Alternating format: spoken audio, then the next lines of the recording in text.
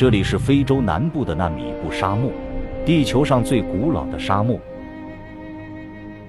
在这里，方圆数公里都见不到地表水。尽管如此，这些沙漠狮子仍然在这片沙丘中繁衍生长。沙漠狮群的规模较小，较为孤立，它们共同分享信息和经验，在这片不毛之地寻找食物。3位年仅1岁的姐妹在沙丘中活动。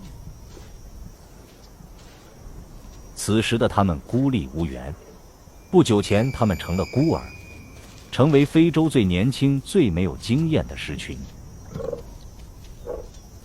对于纳米布沙漠的动物来说，这是1年中最艰难的时期。沙漠进入了最炎热、最干燥的季节。但正是如此艰难的环境，为小狮子们提供了生存的机会。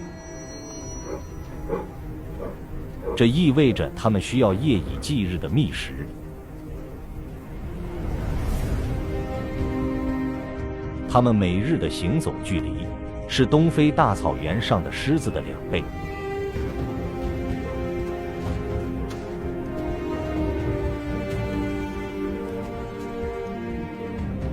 这就是他们苦苦寻找的救命稻草，极端高温下的受害者，一只死亡的大羚羊。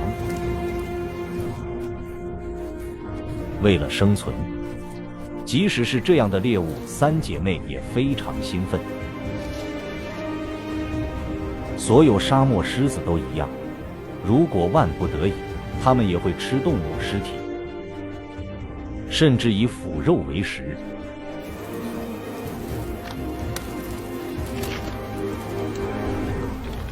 如果足够幸运，通过觅食在严酷沙漠中死亡的动物，3姐妹暂时不会被饿死。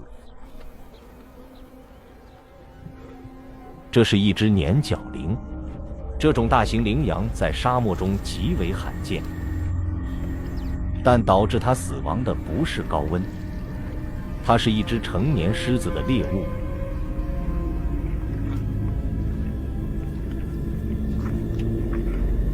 这只母狮显然不想分享猎物。